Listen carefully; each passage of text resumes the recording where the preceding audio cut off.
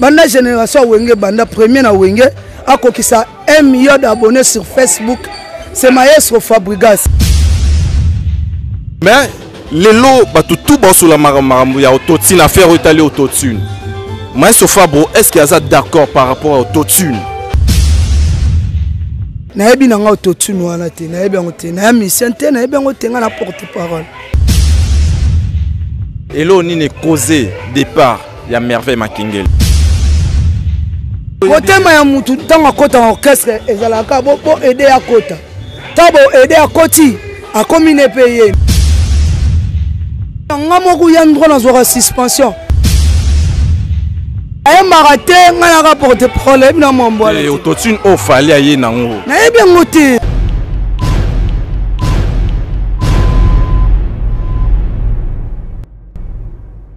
N'hésitez pas à liker la vidéo si elle vous plaît et si vous êtes nouveau sur la chaîne, n'oubliez pas de vous abonner et d'activer la notification pour ne rater aucune de nos prochaines vidéos. Voilà, très chers amis, merci beaucoup car je sais que Boy Belé Otalabiso partout dans le monde entier, Babi Boya, Bokota, Maramaro Solo Laizali, Maramaro Loba Ezali, Leloto Panzateke. Vraiment, restez scotché cimenté du début à la fin de cette émission pour Makambouya Olobeza. N'a annoncé invité à Bissoté, mais vous découvrir tout de suite là. Un grand merci à mon boss Igo HB, Papa Nanel Window, Babi Double King, Papa Nanel Window, Bébé Rihanna, Place Rosalie. On est ensemble dans Moni Lissou sous plus 44, Wana 10 London, Babi Bella Dinganga, Madame la patronne, Babi Kalaming Tito, Yindisa. Mon vieux, mon boss, vraiment mon jogo master, Balobi Luseki, Duki Kapaya, Babi boss, mon style Kaya, Swagman. On senti boss mais soit net in un film rose idée.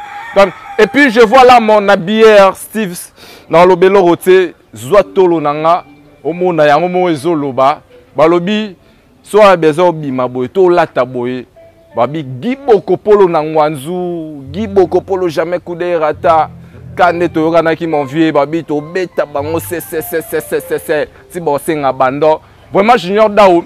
Babi habillé par Guy Bokopolo, hein? Guy Bokopolo, Babi. Boy, Disco Reds. Pas pour les petits enfants, donc Guy Bokopolo, donc Babi, World. Et puis, Batonio surtout Batala Abiso Baboni Nabiso. Très cher ami, Fabregas, les autres sur la main, Maestro Fabregas. Boyebi, pendant un temps, à Salinesi, à dosé. Mais silence naïe. Silence naïe, Maramou Belezo s'est passé. Silence naïe, Abimisi Lokolo, il frappait. Silence naïe, Brenda. 1 million de vues, hein, 1 million de vues. Donc, vraiment, félicitations. Et puis, Tomoni Lissousou. 1 million d'abonnés dans Facebook, na page Facebook naïe. Donc, on s'est dit, alors, frapper, bana wenge. Classement, bana wenge. Alors, beta. Tosolango, na proche naïe, tosolango, na lito, naïe, tosolango, na. Vraiment, bras droit naïe, elle c'est qui Gina PMF, tout soit net au Panzateke, Kanela Sibino Bozala. Du début à la fin, sur cette émission, tout solo à Marambou. Gina PMF, s'il te plaît. Ouais, bonjour, bonne santé. Bonjour, santé Pépé. Au moins, tout solo là. Merci beaucoup pour votre plaisir, Gina PMF. Tout Zanaï Lelo, na chaîne Abino HB Mon Info. Tout solo tout Kangaï. Gina PMF, très bien habillé. Mais il s'habille dans nous, locolo. Ça évolue comment, ça se passe comment? Ouais, premièrement, bah, bonjour, on a abonné tout partout dans le monde entier. Et puis bon, toujours on a patron, on a KGT, Kyrios, Kuzarachi, Messé de trop. Papa m'a pas ça. Chef terre, l'essentiado, hein? Les maîtres de la musique africaine. La PC Bambo Théâtre, bon séjour à Kinshasa, ainsi qu'à sa femme, Maman Terry Alino, mère de deux jumeaux belges. Jerian et Jeriana, maman na Brian, maman na Jessie, Mouyulu na pesi bango bambote quoi. Lokolozo ko se marché kitoko. Talaka eza ba innovation na sir tango tali clip yo mozo ba o eza direct, o eza clip tonini. Donc eza ka ke maestro ayaga na ba innovation. Donc tango ayagi na ba innovation, ba makamnyo so ya bandaka, batu balanda ngo c'est bien bon. Dans le cas, c'est le premier où a bandit Makambo Boye, ke omona ngo lokwa clip te mais omona ke bato ba bando sana bandi biso na polémique tant biso to kota o bino nde boya na ba polémique non lokolo okite ke tour maestro abi on va danser avec la classe donc on danser ko longola bilamba te ko o telemano kaka calmement lokolo merci à toi Chomi Nangweri ndekalikolo apumbwe merci vraiment ba innovation yé lokolo yango na tozobina ko nem ta na ba innovation mais maestro soka zuyo faut y na ba innovation ye moko za mukonzi ya innovation soko yé faut za na makambo alatisi yo makambo yo poke Chomi Nangweri mati apumbwe ale toke kende akei. Merci Toge, malembe. Vraiment, félicitations pour le colo. Mais Fabregas, tout le monde a Kendaki et puis à Zongi. Maintenant, ce qu'on orchestre ce mouvement, et c'est passé. Calmement, on m'a dit que la préparation, il y a un concert, il y a mon samedi le 13 juin. Mbotama Mokonzi, fête de la nation, maestro Fabregas. Mbotama ya Fabregas Mbuyulu Bela. Abotama le 13 juin. Donc ça dit, maestro Abi, venez nombreux autour de la piscine de l'hôtel Memling. Donc ça dit, les Allemands chilling mo bozolia bozomela zoyemba. Donc ça dit le 13 juin, ça c'est dimanche. Boya vraiment belé na autour de la piscine. Na kati bongo ya Memling, boza décide bien ko banda na amour. Ti osuka la bongo na Brenda. Ça ça dit ba innovation. Oui, le 13 juin oyo, tango betiango na se rappeler mbamoro ba calendrier mo binsela biso ya Lyon. Siko masolo Lyon donc to bosana. Non, masolo lui ezara bongo le 13 mars je pense.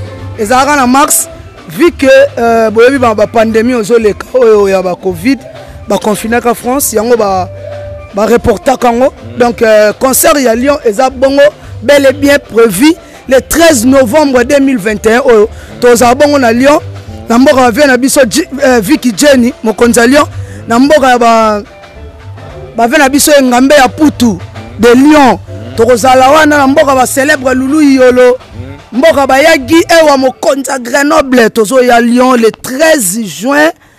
13 novembre plutôt excusez le 13 novembre tozabongo na kati ya salle double mix na kati ya Lyon salle comme on a double mix mutozo beta biso kuna producteur na biso comme Serge Ntimba double S et puis on a papa maestro Fabregas aboti bongo double paire double donc double to beta double mix muto beta biso double S papa ma passa double ma passa donc deux fois coûté le 13 novembre toza bongo na Lyon wa kutu ça ya kolobete ba somba da ba billet na ba Fnac ba ke somba ba billet ça déjà en vente bo somba ba billet ba opé ba somba ba billet bo bomba ba billet na bino ngo ka bo côté là le 13 novembre na kati ya double salle double mix na kati ya Lyon. Merci beaucoup très cher ami. On évolue avec Gina PMF quand na psaki bino maramba loba ezali maramba solo ezali to tonga biso wa to tonga kotonga na biso ezate ya ndenge obata makotonga ya fara bo to beta mundo ki fara mais Gina PMF yebisa biso Fabregas bana mapasa vraiment félicitations à maestro Fabo donc le maestro hein donc félicitations nae pour na mapasa mais tout le monde mapasa mimba bene obi ketango abota mapasa atuna ba fan nae atuna ba fan ndenge mama botelinga mapasa boye vraiment pour maestro za fidèle na ba fan nae donc ba bena même moral na ba fan nae fidèle fidèle c'est la cause demande nanga c'est là alors fidèle na ba fan parce que ebisa bango nini bino ba patron ngala domestique na bino onyo subokoloba yango na osela bino asenga atuna bango question ndenge mama boti boy bolingi na sele ni ba fan ne tema bazaka même moral na ba non faut passer cadeau ya lopango faut sombele lopango na kata mboka vanda na Belgique yango bomona bongo cadeau mama zui dans maman terrible na résidence na moko na kati ya Belgique na na ba mapasa na bana na bazo vanda wana à l'aise kitoko. Merci na patron na ngai merci na ba fano balinga ma yeso parce que zeka tembeka na ba leader pour ba leader msope basi na ba pe ba bota boto boite ba mapasa oui félicitations mais ba artiste msope ba leader msope atako to moi ça boti est-ce il faut que le pango wana zaka franchement indirect on dit déjà mon peuple plus puissant que la guerre biso ba affrontement ni nyonso na toyebi yango te maestro ndena yebisa kio alinga ba fan ne koleka tout donc ça dit o ba fan ba loba yango salaka donc bafani badéclaraki ke fo sombela mama lupango mama fo aza na droit ya kozwa lupango yango moni ke asalaki bongo donc félicitations na mama ndenga bota ebala mapasa yango pa zulu pangu ne na résidence na kata Belgique wana donc mama Terry Alino calmement merci merci na bino merci na Maestro Fabregas et puis merci na ba fan na etu merci malgré aza fidèle na ba fan na ye mais aza tolo ba bon na utiliser terme infidélité mais na kolo a collaborer vraiment te na presse pour na nini Maestro Fabregas pour nous collaborer vraiment na presse a collaborer na presse ndeni.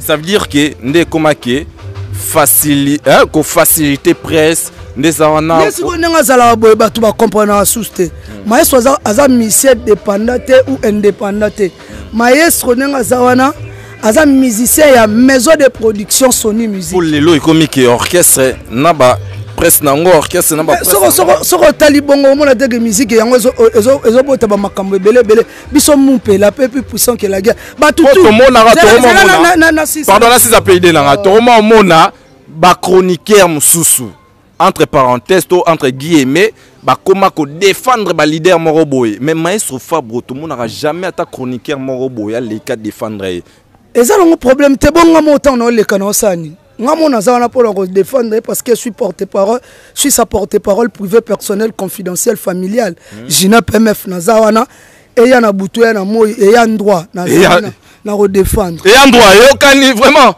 to baki to tonga lelo mais ko tonga biso fara 1 million d'abonnés na Facebook vraiment félicitations tout monde rara ndeka tobi ba mapasa ba memi bénédiction 1 million d'abonnés na Facebook tout monde ba artiste belé hein limbisanga donc dans panzara tout monde ba artiste belé Ferregola anasima Maestro Fabregas to moni hérité Watanabe anasima Maestro Fabregas to moni Robino Mundi bona sima.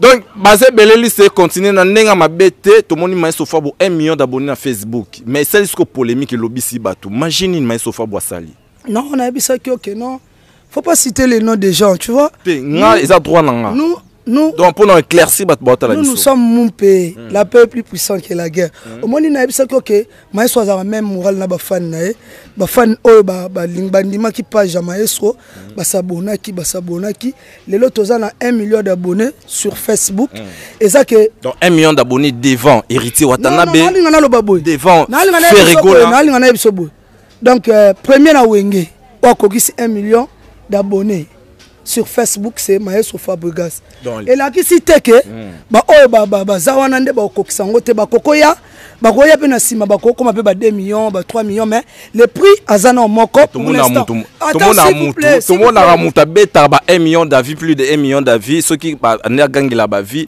Robino Mundi mais na sima ya Maestro Fabregas et yo comme tolo babon yo mtobi problème te na biboy hein ngana bino ndeboy na biboy ba fan o balinga Maestro o ba kokisi 1 million de vues po zo kende ka zo mata déjà donc ça dit merci na bango ndenge balinga artiste na bango yango Maestro pa linga bino trop donc ça dit tobi numéro 1 na wenge oyo akokisi 1 million d'abonnés sur Facebook donc wenge ba wengana oyo ki ba feri bana kati ba héritier bana kati ba Robino bana kati lobi te ke bango ba kokisa te mais na makamunyo so numéro 1 zalaka les deux pas zalaka donc Maestro Fabregas bana vraiment na ndenge ya mabete na lo bano boy le prix azalaka le deux pas alaka donc premier na wenge banda génération wenge banda premier na wenge akokisa 1 million d'abonnés sur Facebook c'est Maestro Fabregas et yango te ke la kisike ba o batikali ba ko kokisa pe ba 2 millions ba 3 millions ba yaka na sima na ye mais le problème c'est que le coup mona nyonso ils ont pas papa na biso we ranson donc to défendre ga mutu moko igwe le roi de la forêt c'est ça ko to ba booster te et ya pena ke ba fan ba s'abonner pena réellement booster te ba tala ngondeni tala ba booster rapé mais yo ba réseaux sociaux ba booster mais tala ngo après hein na habité quoi yo tala ka so ba booster après yo ndo yeba ndele au salade mais ngana bino pour l'instant 1 million d'abonnés merci na bino ba fan ya Maestro et puis Maestro a 5 merci belé na parent na ewe ranson papa na ewe ranson le coup munyo so na ezonga ka pa na le coup munyo so to ezonga pa we ranson mettons bo mona ke ba Ferregola waza kulutu aya kulutu ya Fabregas tout le monde ba hérité Watanabe waza collègue ba koma kaka ba c'est la famille non baroya pe musu bakoma ba 2 millions ba 3 millions mais le premier nan nous pour l'instant donc Maestro Fab de vie c'est Maestro au moins Maestro linga ba fan pourquoi akomona ka ke fan ne mako longwe et longwe maman million wana et comme 99 900 k yango mona linga ba fan ne trop donc bango ba comme ça ba 1 million to matana malé le coup munyo so ezo ngaka na wenge papa na biso we ranson mais pour l'instant 1 million d'abonnés sur Facebook de Maestro Fabregas c'est Maestro Fabregas merci Fox et yakaka na papa na biso we ranson quoi c'est ça mabete mais je n'en peux même supporter nos alanga boye supporter penato ke na molo félicitations P par rapport à Brenda to moni P plus de 1 million ça va tout le monde a ba bénédiction il faut le bien la chaîne Vevo ouais na Vevo tout le monde place au pena ba artiste baba donc ba niska bazalaka place pena ba artiste minene ba clip na bango lekara donc tout le monde pena na Vevo na Vevo vraiment donc félicitations et puis Maestro asengi merci pe susu na ba fan na par rapport à nini au moins ba alaka ki bango que nazo bimisa album urbain bolobini bayebisi ya meka yango moni atiaki yango na kombo ya radar zone à risque ariskaki na premier titre Brenda tanga bimisi Brenda omona bato nde balobi makambo balobi esali makambo nango esalaki nzoka Brenda eyaki na bayembeli moko ya laka te Maestro akena bandenge moko boye yaki vraiment donc Maestro alakisaki de quoi il est capable à retenir l'album urbain. Il y a une maison de production à Sony Music, Batiaki Nzemwana, Basali chaîne à Sika Vevo, ba grand star, ba grand musicien, ba na chaîne Vevo. Pour chaîne Vevo eza logo là, chaîne ba grand star. Kuna ba booster, nini ba iba vite. Donc dans 3 mois, Brenda et Kokisi 1 million de vies. Maestro la kai ba fane que soit Kokisi 1 million de vies. Bon pour Nzembo mon album dans la salle cible mise en jour. Non c'est la bino clip nango ba fane ba ponaki bongo Nzembo to c'est la vena biso fofo konzi ba poné bongo clips ya ba moni clip mobo ba clip mobo ba inatendé loko ba kanate donc on a clip on a mystique donc ba tu bazo sepela la biloko Maestro zo sala merci na bino ba fane na biso bozala toujours scotché connecté na biso boza décider Yorlen à Porsche aza voisine car ya Maestro Fabo epsinga tuna nanu jina PMF tout le monde a départ rebelle dans l'orchestre. Est-ce qu'il y a des soucis que les musiciens qui makato ba kendara donc à s'occuper sur les musiciens pour souhaiter na ezaki que ne a signé na Sony Music à sa carrière solo à boire sa orchestre non même pas si c'était comme ça mbele après c'est biso sous deuxième album té obi que tu préparer deuxième album na biso to intitulé ngo na komba merci. Tout le monde va départ, l'équipe belé, il faut te le bélango, Yorlen a recruté. Banane Baké. Tout le monde a eu vraiment yaki, ba mise ba longa ki, wa ba bina filé, to yo mona li susu, Maestro Fabro, ndero na biso, Beckham, oyo ba benge l'œil du maître. Tika pardon na ya, tika na ya, l'œil du maître. To moni pena que Maestro Fabro a lobby que il ne fait plus partie du groupe. O ba tu belé ba imaki toyo mona lisusu danseuse na biso o ba bengi na merveille amado o ya sala a sala pe ba makambe belé na kati ya Villanova et puis le susu animateur na biso 3 jours chef na biso le lope susu atiki mouvement yokolo bani. Non, premièrement pour na Patrick Beckham l'œil du maître na pese na nous bambote sikazali batu batika ko comparer makambo Patrick Beckham et soit qui bateau te nabi batu batika ko comparer makambo Patrick Beckham na makambo ba misia ba olongwa Patrick Beckham aza villageois et puis ba ope ba olongwa na ba villageois na limite que place ba okende ba osala mabete ba osala ka musala bien ba talentière ba osala musala moko bien mais Patrick Beckham aza l'œil du maître Patrick Beckham aza produit ya Maestro to pesa qui est accès à Bima parce que akomaki déjà grand na palais nyon sonde ezala kaka mwana soko mukolo bomoni ke makambo sala e correspondre soutien na ndako fo abima akende nenga Patrick Beckham abima ki wana aza produit ya label Wanted Record nde bomona ke Maestro produira ba Tatiana Cruz nenga produira ba Baudelaire Lutete ndenge pe aswa ki moko na bango Patrick Beckham l'œil du maître aza produit na biso ya maison na biso toujours produire en 100% bauta comme on a première chanson na bimisa qui c'est le moment et cartonné grave et puis ayo bimisa sous deuxième titre na un gras ça évolue quand même dans babi cap na Patrick Beckham et Sika Zali donc tant lobby combo ya 3 jours na bi que 3 jours aza bosser et puis à villageois place accueilli na sita au sala mabe ana talent au sala comme moi bien mais mal que merveille ayebi de musala azape villageoise à talentière place accueilli na si rosaka musala ko ba on peut beau produit ba on est merveille ya madonna na 3 jours on peut beau pona bango ba ke na ndenge na bango bango ba ezateke ba sengi nzela toni no bango ba longo na bango bana mamba sala mais nayebi ke ba villageois ba talentier place ba kei ba osala musala bien. Merci place ba kei ba osala musala bientôt zonga mais tout le va pour na Beckham to yoki da nongo pour ngape na villageois ngape na villageois china pe me fayebi to yoki de ape ba nongo ke ndeya boye eza na oka pour na cours de baloba nini cours d'iri que nini toba gentillesse wana fabro la sa Beckham eza na oka pour na tamwa muke tamoro boye ka nenge ezalara tam susu fouter mutu classe mais air moro au limite azwa est-ce que ça va bon ezala bon est-ce que mamolo ba est-ce que ça est en sens temps ma ba question poser nga ba question poser nga biso toyo kiboye c'est là toyo kiboye qui nini gentillesse au maestro Fabro a olaxa Beckham ezala nga pona tamoro boye ka muke kaka mais tamoro boye olaxa ce que vrai face na esiko te ba kosi na bango yo maestro azana azo produire Beckham na si album ne fallait bima le 5 juin eza reporté le 2 juillet album a parti Beckham et Bima to produire la belle na biso wanted record et produira l'album na biso logo ba cursus l'album du groupe et produit l'album na biso merci au Gina pe me fa na titre moko wana banana solo na junior nzembo lango zo kokote kate donc ça dit Milka Raoul na peso ba mbote be na kati ya Canada na kati ya Ottawa na bosanité ta petite sœur Tendresse c'est motema ya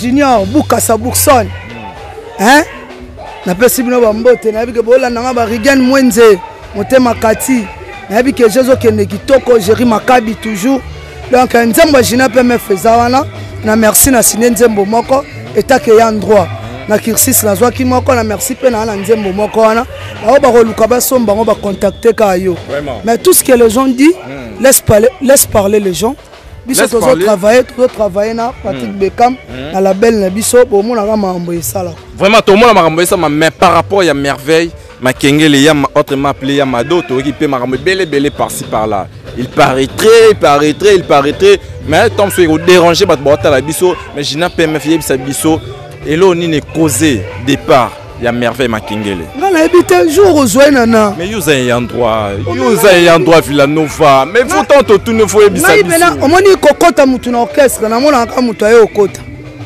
motema ya mutu tango akota na orchestre ezalaka bo aider à kota tabo aider à koti a commune payé merveille déjà za merveille na yebi kenenga ke wana osala makambo mabeta osaka mambo bien parce que za villageoise mais osala micro otambusa un jour ozoye retourner pourquoi kenda yamoko yebi toto mone na ba répétition kala mingi mais yamoko yebi pourquoi kei ngasi kono loba net bibino bozo suspendre kaka mutu asali boy wa suspendre mutu asali bo suspendre ngamoko ya ndro na zora suspension za po éduquer mutu et lelo boyo osala caméra boye osala micro boye boss na osala loko mobe boss na sepelité quand micro yo simbia ozwa mutu muso asimbia ngo akomo poser yandro ba pesa ki avertissement quand même ba ko pesa pe avertissement bon soko continuer pour avoir pas suspendre mutu ba pesa mutu blâme ya onde ba benga avertissement oui so ba pesa yo ngo mais bobiye asali loko mabete yo kasi soko zuye ndo retourner maman s'il vous plaît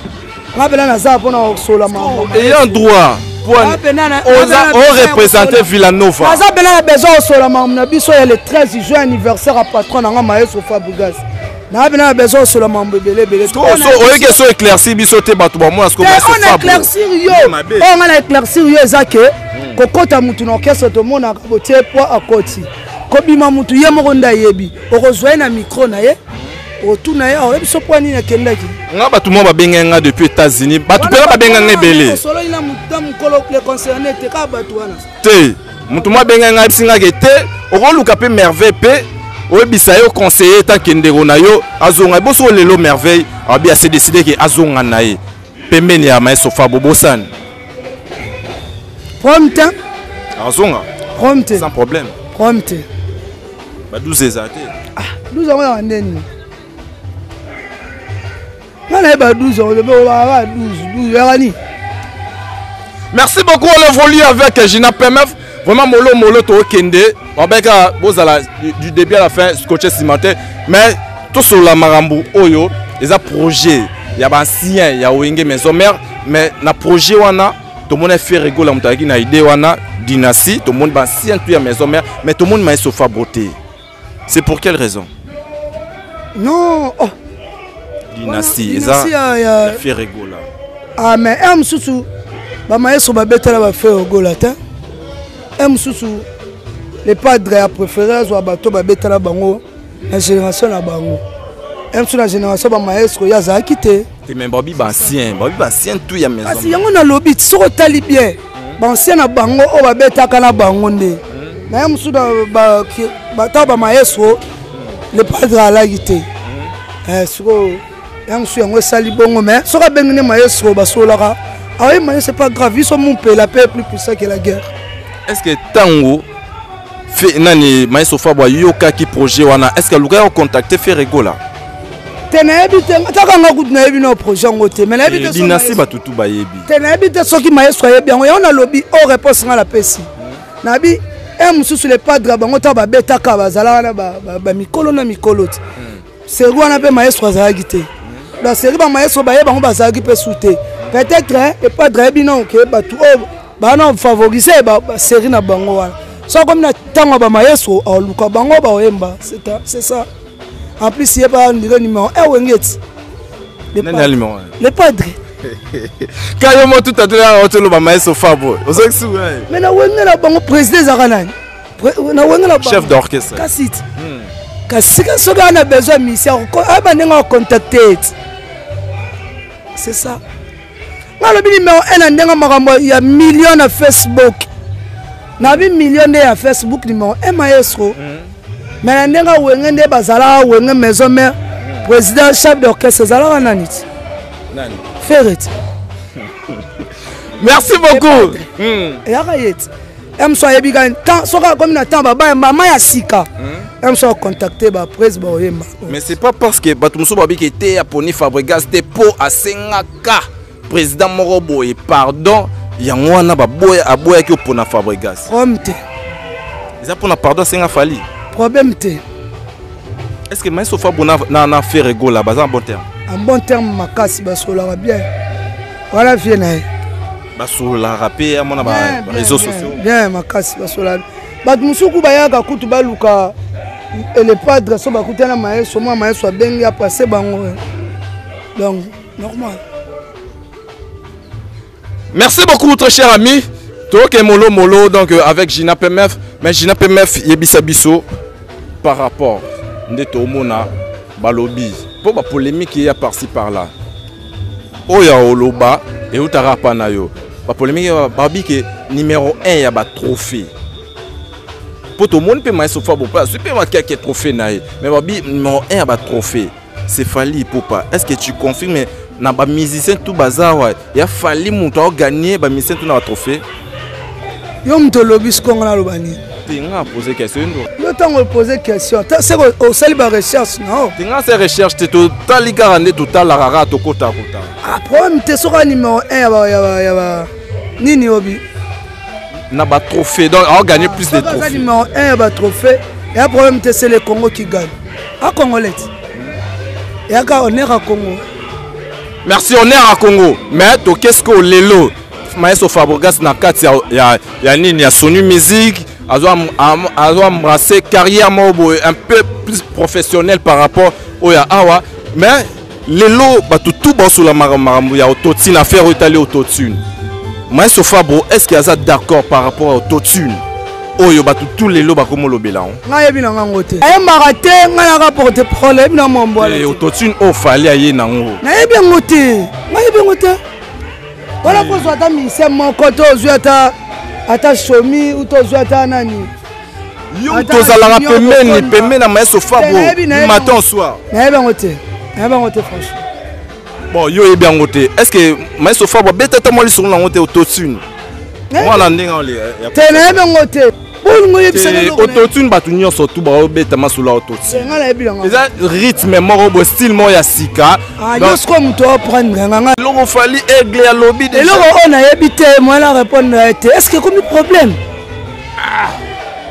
oui qui va te biso ba kamwa jina PMF marambo sala eloko nga na yebi te vela nga Bruno Lubika mbongo propre foule lukisu chinois noir hein ya Christian de Cornes papa bio papa solution mon vieux papa S hein vela nga Marcelo ka vanda skin vela nga Marcelo ka vanda trésor yaba patron Kenji Sono monte ma mère na biso Zuzul trésor yaba ya Didier Douma merci beaucoup mais love Kingsong place papa S Azar ya Christian de Corner ayebi que question on a posé ou ya question mon logique ai sikoyo na yebi sio skobo epena na ndenga mabete autotune ça na nga lisi limousine autotune lisi limousine Sandra Kadima les retrouvailles na yebi na nga autotune wana te na yebi ngo te na mission te na yebi ngo te nga na porte parole mais tant que vous avez la première mission oui ba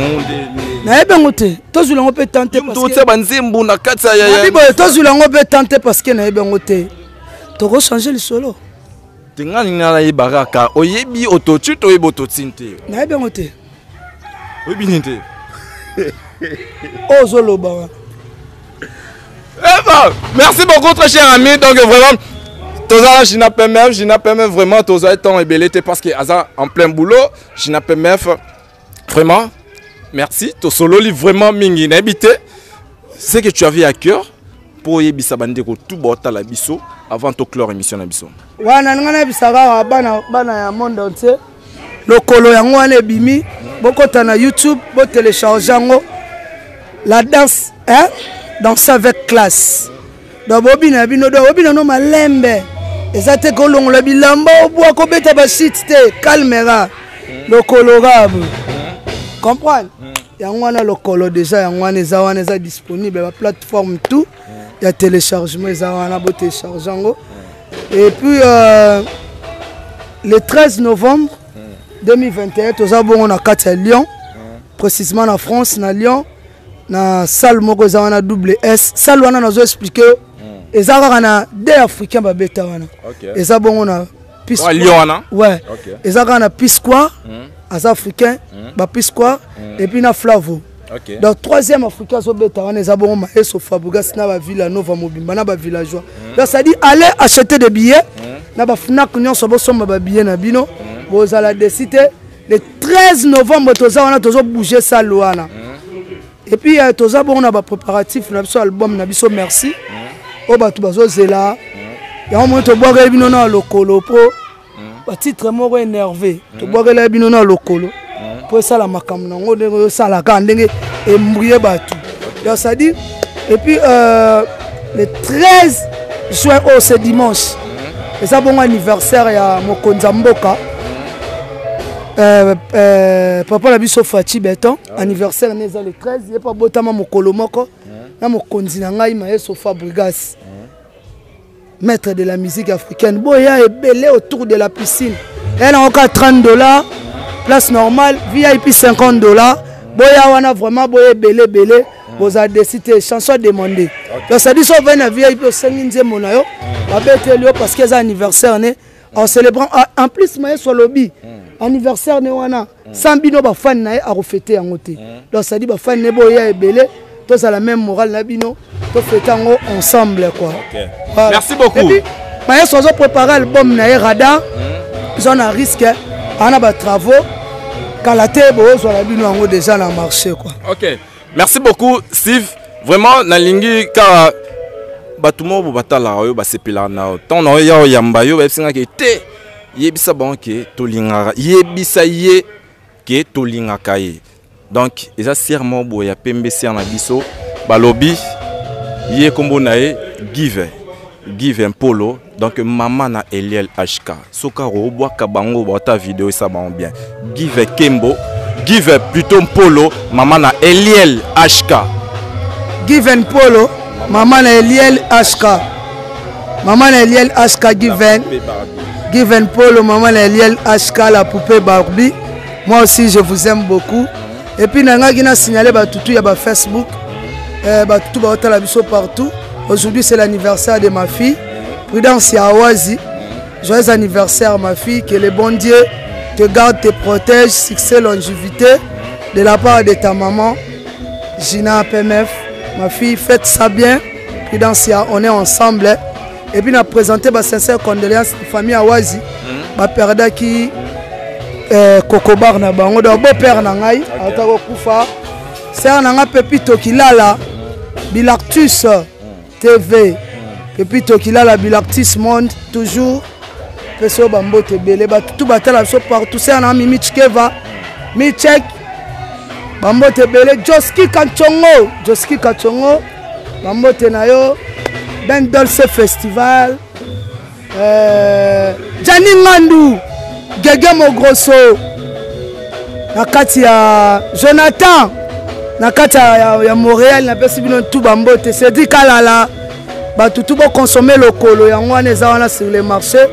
Bobina le colo. Dans ça avec classe. Hein?